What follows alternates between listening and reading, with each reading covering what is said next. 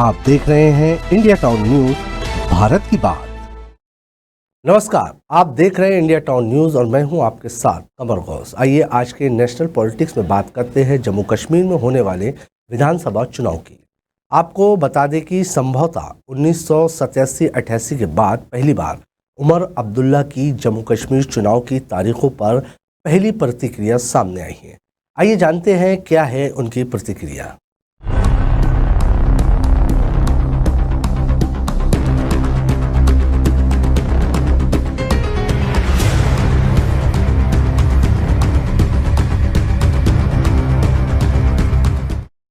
चलिए, देर आए दुरुस्त आए।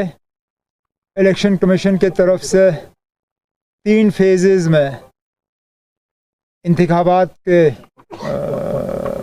तारीख का ऐलान हो चुका है और बड़ी जल्दी से जो है ये शेड्यूल जो है समाप्त होगा। शायद 87-88 के बाद ये पहली मर्तबा है कि इतने कम अरसे के अंदर और इतने कम फेजेस में इलेक्शन जो हैं जम्मू कश्मीर में कराए जा रहे हैं।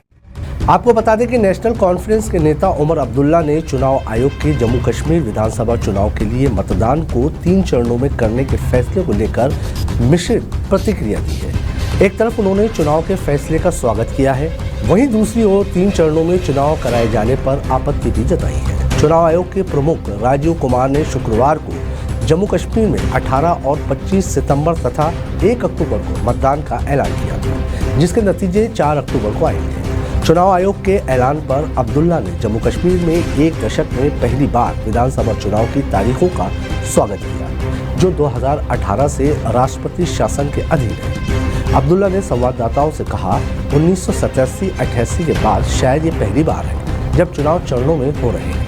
ये एक नया अनुभव होगा, लेकिन मैं कह सकता हूं कि नेशनल कॉन्फ्रेंस पहले से ही तैयारी कर रही थी। हालांकि उन्होंने चुनाव आयोग से मतदान से पहले जम्मू कश्मीर पुलिस की खुफिया इकाई के प्रमुख सहित वरिष्ठ पुलिस अधिकारियों के बड़े पैमाने पर फेरबदल पर चिंताओं पर ध्यान देने का भी आह्वान किया। इस पर उन्होंने कहा, चुनाव आयोग ने स्वतंत्र और निष्पक्ष चुनाव पर जोर दिया।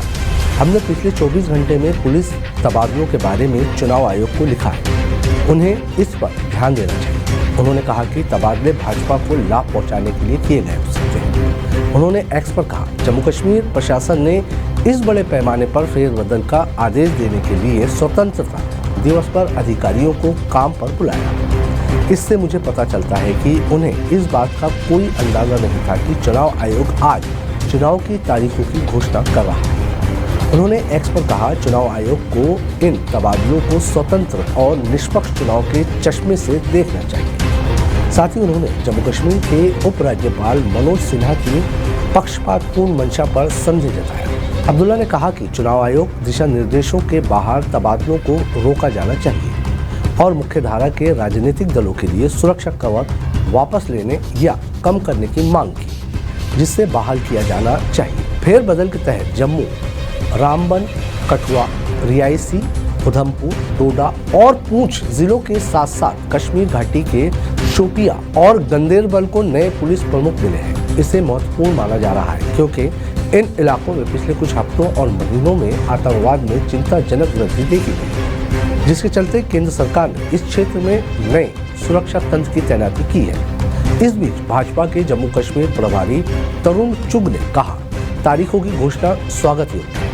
प्रधानमंत्री नरेंद्र मोदी और गृह मंत्री अमित शाह के नेतृत्व में जम्मू कश्मीर अनुच्छेद 370 से मुक्त हो गया है। लोगों को पीएम मोदी पर भरोसा है। भाजपा जम्मू कश्मीर में चुनाव लड़ेगी। पिछले साल दिसंबर में शीर्ष अदालत ने चुनाव आयोग को इस साल 30 सितंबर तक विधानसभा चुनाव कराने का निर्देश दिया। न्यायालय उस समय अनुच्छेद 370 को खत्म करने और जम्मू कश्मीर और लद्दाख के केंद्र शासित प्रदेशों में विभाजित करने को चुनौती देने वाली याचिकाओं पर सुनवाई कर रहा है।